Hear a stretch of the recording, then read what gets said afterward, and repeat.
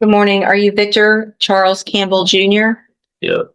And it looks like we are going in 21-36426 and 22-39050, correct? There's also a dismissal in 3059.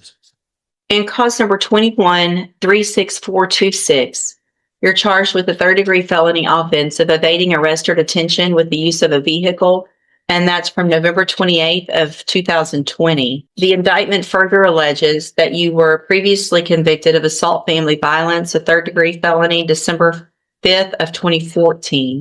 And how do you plead to that charge? Okay. So to the charge, let's start with just evading arrest or detention with the use of a vehicle from November 28th of 2020. How do you plead to that charge? Guilty or not guilty? It's guilty or not guilty. Either you did it or you didn't do it. I thought that's what the plea was. There's a plea agreement means in my court, you either enter a plea of guilty or not guilty. Okay. Mr. Campbell, I understand that you're already doing time for a murder and that you don't really care about what's going on today. Saying I plead no content because he never even went over the indictment with me. Yeah. I find that hard to believe. So here's the thing. Actually, be honest, I just only been here for like about 30 days. So I got like 3 weeks or 30 days and about 2 weeks of being here. Here's a picture of here. Yeah. So the nature of the crime, no cause number, and the magistrate, as far as the indictment, I never received one. And due to the fact of the nature of the charge of being from 2018, you have 5 years or 4 years to indict me to actually send that indictment. Sir, the allegation. That's why I'm pleading no contest. I'm not going to allow. I'm guilty. It's fine. Here's the thing. I don't have to accept any plea agreement. Yes, ma'am. Okay. So you can, in that evading arrest or detention case, if you go to trial and you're found guilty, it's habitual. You're looking at 25 to life. We can set it for trial. I'm not playing games and I'm not going to accept the disrespect. If you want me to follow this agreement and go along with the plea agreement and you can go on, do your time and be done with it, then we can get that done. But you're not going to show disrespect while we're doing it to me. Do you understand? Yes.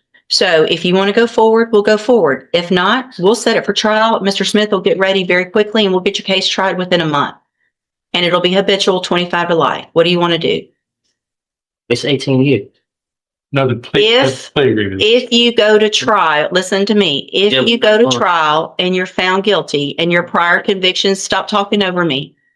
If you go to trial and you're found guilty and those prior felony convictions are true, then you're looking at habitual 25 to life. Today, there's an agreement for something different. I'm glad to accept that if that's what you want to do, but you're going to either accept responsibility and plead guilty or plead not guilty. Yeah. That's your choices. So let's go back then and cause number 21-36426. You're charged with a third-degree felony offense of evading arrest or detention with the use of a vehicle from November 28th of 2020. How do you plead to that charge? Guilty or not guilty? That's what I'm saying. You saying assault family violence. The evading arrest is guilty. It's evading arrest or detention with the use. I'm saying. I'm looking at your indictment. He's saying you got indicted for. I got that for evading. In 2014, you were Hold convicted on. of something. Mr. Okay. You've probably already tried. Let me take care of it this way. Give me just a second. We're going to get my information mixed up with him. Who's? Whoever that information is, I ain't going to say his name on the record. That's not me. Yeah. Place that in front of your client, please. Now, that is cause number 426. That indictment alleges in paragraph 1 that you committed the third-degree felony offense of evading arrest or detention with the use of a vehicle from November 28th of 2020. Yeah. How do you plead to that charge? I just pleaded no contest. She didn't want to accept no contest. How do you plead to that charge? Guilty or not guilty? We're not going backwards, okay? I already told you you're not going to plead no contest. Guilty or not? You plead guilty or not guilty? So if I'm telling you no contest, what is it? It's nothing, and it's nothing. You're not allowed. I can take a plea of no contest or I cannot take a plea of no contest. That is up to the court. You're not legally entitled to plead no contest if there's a plea bargain. I'm telling you, if you want me to accept the plea agreement, you're going to plead guilty or not guilty. I've already told you that. I'm not going to tell you again. If I have to tell you again, guilty or not guilty. I'm saying, period. I'm about to set your case for trial. Saying that I'm not. That's basically saying that we're not going to argue the law. I'm not, or I'm guilty. We're not arguing That's the law. basically just saying that I state that. I'm not going to argue the law with you. Guilty. Just sign. Go ahead. That's guilty. Go ahead. That's what y'all want anyway. Listen, I'm cool, man. Just go ahead. Well, you're not. You're really not being cool, and you're making me very frustrated. Ma'am, I respect your call. Just go ahead and give me it. Nothing here. Plead guilty. There okay. You go. So you plead guilty to evading. The hearing quickly becomes tense as the defendant repeatedly refuses to enter a clear guilty or not guilty plea, insisting on a no contest plea that the judge declines to accept as part of the negotiated agreement. The judge reminds him that he is already serving time for a murder conviction and warns that rejecting the plea deal could expose him to a much harsher sentence of 25 years to life if convicted at trial. As the back and forth continues, frustration grows on both sides, with the court emphasizing that the defendant must either accept responsibility through a guilty plea or proceed to trial. Eventually, after several warnings and explanations, the defendant reluctantly agrees to plead guilty. Arrest or detention with the use of a vehicle. Okay. The next paragraph that you're looking at says that you were previously convicted of assault family violence December 5th of 2014. Is that true or not true that you have that conviction on your record? Okay. And that's not the same. That's okay. As far as evading arrest, man. That's two different charges. So if you really want to be technical as far as being a habitual, that's called a repeated offender. But exactly, and listen. So, Mr. Campbell, that's wow. Thank you. Do you want to come sit up here and be the judge? You're so smart. I don't know. If you needed some help, ma'am, I wouldn't mind. I feel like I might because I'm not understanding. Mr. Campbell, you're getting a deal to go on count one only, which makes you a repeat. I get that you've been through this before and you understand what's going on, but you're making this more difficult. If you go to trial, you could be habitual. Today, if we take this great plea agreement, it's repeat. I understand that. I've been doing this for 30 years. Okay?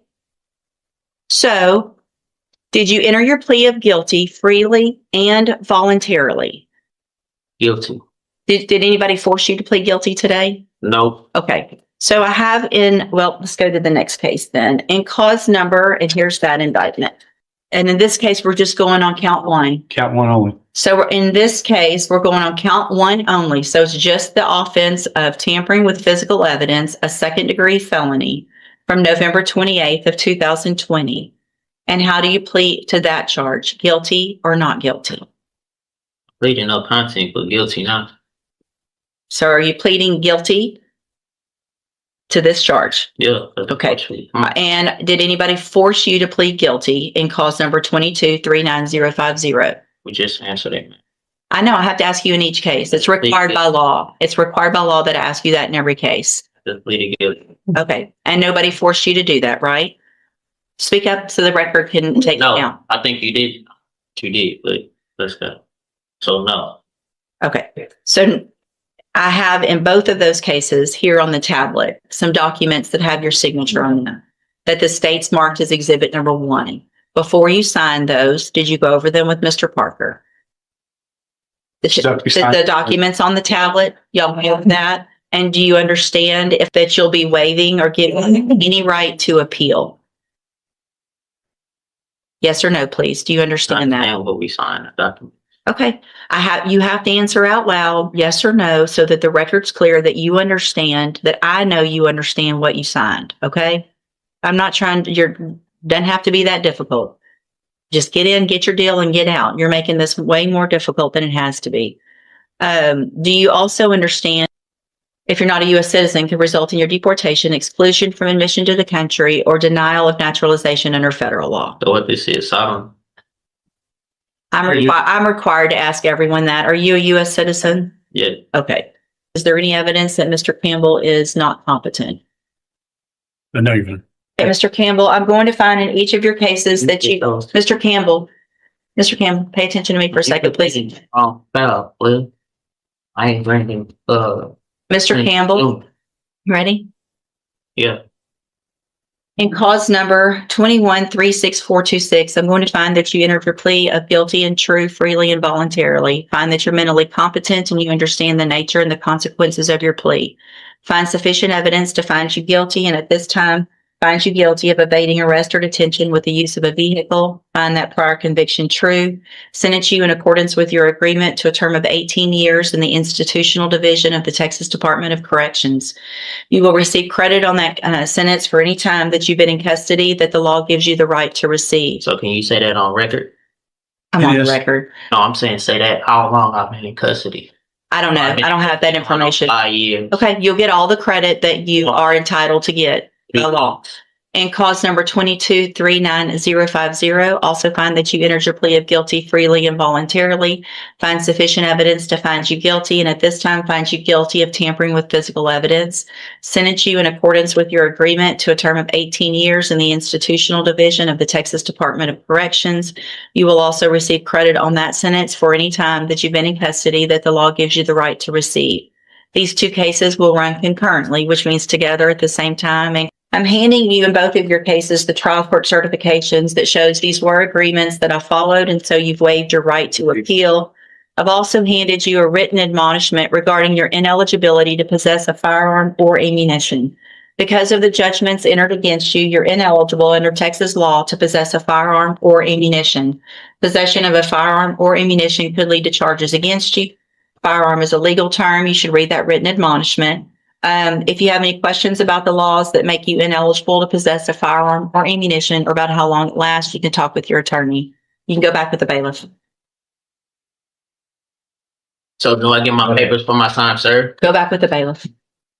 Is you gonna bring me my papers for my time, They sir? have it in the jail. No. Excuse me? No, they have it at the jail. No. I told you. You didn't tell me. Why he wasn't that bad? I mean, this one might be difficult, and Judge, this one's really gonna push you over the edge. Difficult. This one.